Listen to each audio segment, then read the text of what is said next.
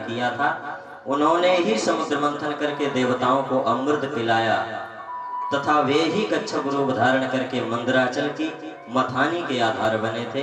राजा परीक्षित ने पूछा, यथा भगवता ब्रह्मन् मथितः क्षीरसागरः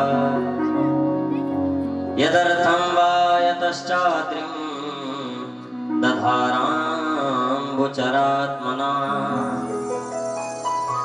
परीक्षित जी कहते हैं, भगवान ने क्षीर सागर का मंथन किस प्रकार किया और उन्होंने कच्छप का अवतार क्यों ग्रहण किया, और कच्छप का अवतार ग्रहण करके उन्होंने मंदराचल पर्वत को अपनी पीठ पर किस उद्देश्य से धारण किया। तो सुखदेव जी महाराज कहते हैं, राजा, जिस समय देवता इत्यादि के सभी श्रीहीन हो गए थे, शक्तिहीन हो गए थे और देवताओं के भय के कारण इधर उधर जा करके गुफाओं में छिपे रहते थे। श्रीहीन क्यों हुए? बोले, एक बार दुर्वासा जी महाराज भगवान के धाम बैकुंठ से लौट करके चले आ रहे थे। मार्ग में इंद्र मिले, लेकिन इंद्र जी को अपने देवताओं का राजा होने के कारण बहुत अहंकार था, घमंड था। उन्होंने दुर्वासा ऋषि को प्रणाम तो किया और दुर्वासा जी को जो बैकुंठ धाम में माला पहनाई गई थी, वह माला दुर्वासा जी ने क्यों, बड़े बुजुर्ग तो बड़े ही बुजुर्ग होते हैं ना, बच्चे चाहे कितने भी बड़े क्यों ना हो जाएं, स्नेह के कारण दुर्वासा जी ने वही माला उतार करके इंद्र को पहना दी।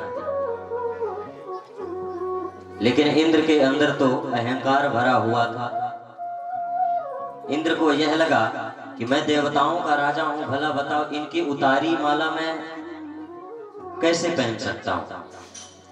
इंद्र ने वह माला उतार करके अपने ऐरावत हाथी के सूंड पर पहना दिया और ऐरावत हाथी ने उस माला को नीचे गिरा करके अपने पैरों से कुचल दिया।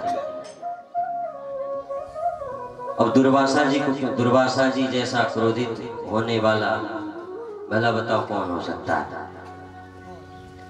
दुर्वासा जी को बड़ा अपमान लगा। उन्होंने इंद्र के ऊपर क्रोधित होकर के इंद्र को श्राप दे दिया। क्या?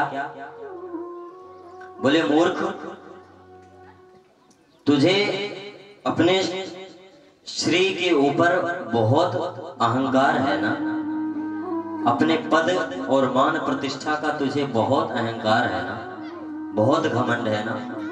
तो जा, मैं तुझे श्राप देता हूं कि आज से सब देवता श्रीहीन हो जाएंगे और वही श्राप के कारण देवता सब के सब श्रीहीन हो गए।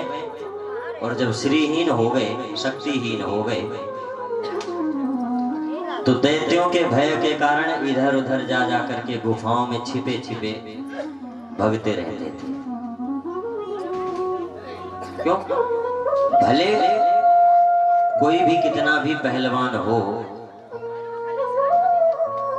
लेकिन जब उसकी शक्ति क्षीण हो जाए, शक्ति के बल पर ही तो कोई व्यक्ति पहलवानी दिखा सकता है ना। और जब उसके पास शक्ति ही नहीं रहेगी तो वो काहे बात का पहलवान है। अब देवता लोग बड़े परेशान हो गए दैत्यों के अत्याचार से। जब दैत्यों ने जान लिया कि देवता श्रीहीन हो गए हैं, शक्तिहीन हो गए हैं, तो इन्होंने परेशान करना चौगुना कर दिया। अब सब के सब देवता परेशान होकर के ब्रह्मा जी महाराज के पास गए और ब्रह्मा जी से कहा, महाराज कुछ उपाय करिए, ऐसे काम नहीं चल पा रहा है। ब्रह्मा जी ने नेत्र बंद करके भगवान नारायण का ध्यान किया। क्या? अविक्रियं सत्यमनन्तमाद्यं